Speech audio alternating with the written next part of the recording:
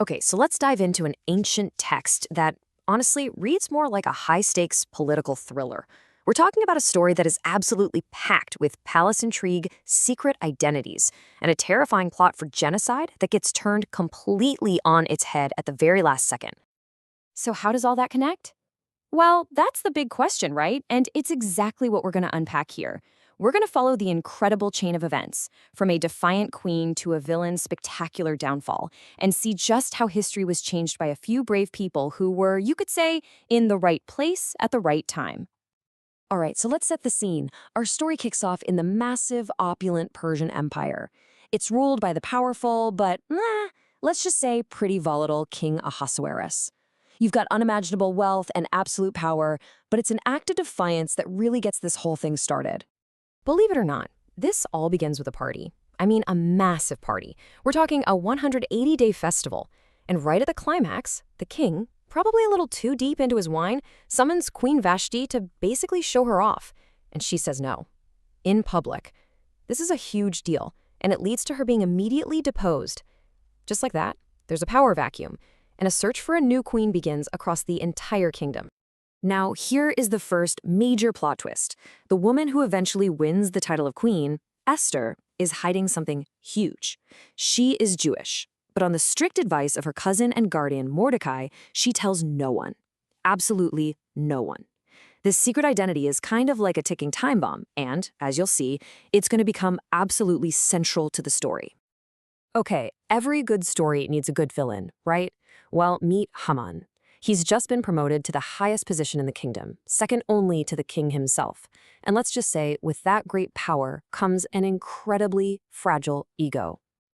So, you've got this collision course happening at the king's gate. The king commands everyone to bow down to Haman, but Mordecai refuses. He's a Jew, and he won't do it. For Haman, this is way more than an insult. It's a public challenge to his authority, and his pride just can't take it. He is filled with absolute, all-consuming rage, and this is where it gets really dark, really fast.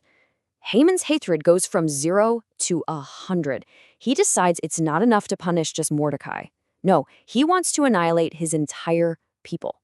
So he goes to the king, spins a story about some rebellious group, and then offers to pay an insane amount of money, 10,000 silver talents, a fortune, to fund their complete destruction. And the king? Almost casually, he just gives Haman his royal ring and says, "Go for it." It's shocking. The decree is made into law.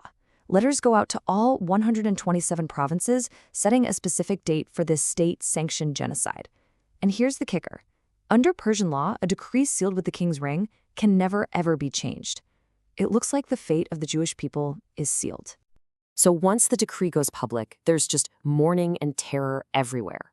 Mordecai rips his clothes, puts on sackcloth and ashes, a public display of just deep, deep grief.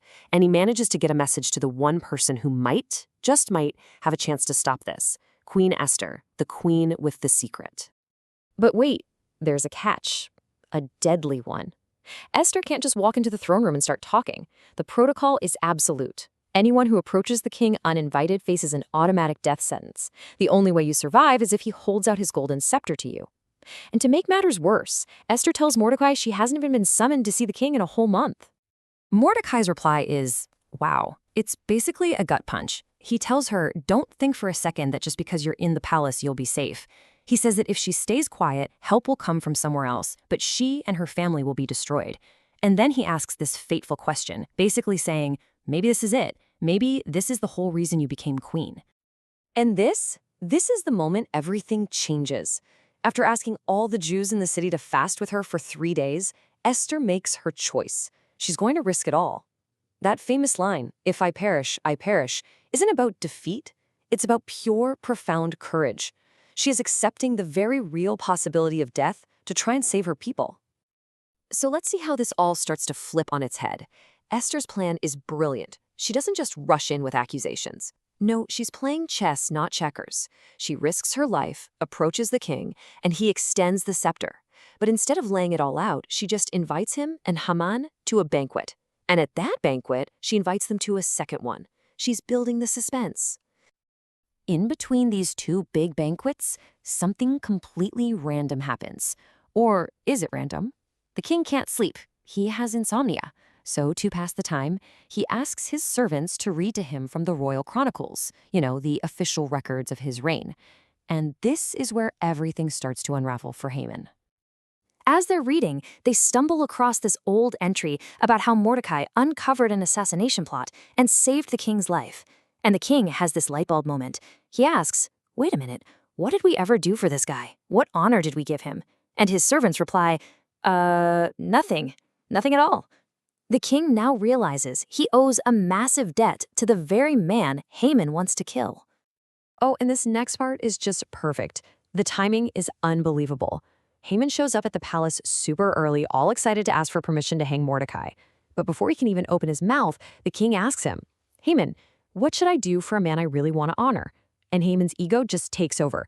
He's thinking, it's got to be me. So he lays out this whole incredible parade, only for the king to turn and say, "Great idea. Go do all of that for Mordecai the Jew." So a completely humiliated Haman has to go to Esther's second banquet. The mood must have been tense. The king again asks Esther, "What is it you want?" And this time, she drops the bomb. She pleads for her life and the life of her people. The king is enraged and demands to know who would dare do such a thing. And she points right at the other guest in the room and says, the adversary and enemy is this wicked Haman. And here's the final dramatic twist, the ultimate irony.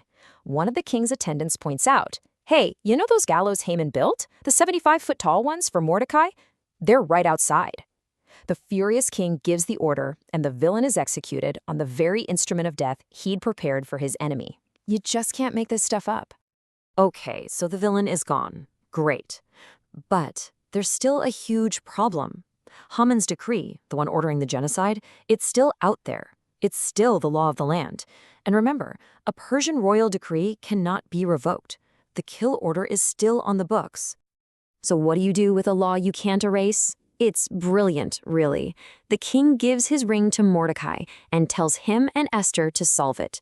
So they write a new law to counteract the first one. This second decree, sent to every corner of the empire, gives the Jewish people the official right to assemble, to arm themselves, and to defend their lives against anyone who tries to harm them on that fateful day. So when the day finally comes, the 13th of Adar, the day that was supposed to be their end, it becomes a day of victory instead. All across the empire, the Jewish people successfully defend themselves. In the capital city of Shushan alone, they defeat hundreds of their enemies, including all 10 of Haman's sons. The tables have been turned completely. And all of this leads to the lasting legacy of the story, a holiday called Purim, which is celebrated to this day. And get this, the name itself is the final jab at the villain. It comes from the word pur, which means lot, because Haman cast lots to pick the perfect day for his evil plan. The name is a constant, ironic reminder of how his plot was totally overturned. Mordecai and Esther set up these beautiful traditions, feasting, celebrating, sharing food with neighbors, and giving gifts to the poor, all to make sure that no one ever forgets this incredible story of deliverance. It's a celebration of survival, meant to be passed down through every single generation.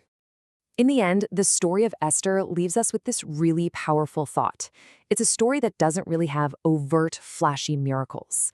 Instead, it hinges on the courage of an orphan who became a queen, her wise cousin, some very fortunate timing, and of course, the fatal pride of a villain. It's an incredible reminder that the actions of individuals, when faced with impossible choices, can truly, genuinely change the course of history.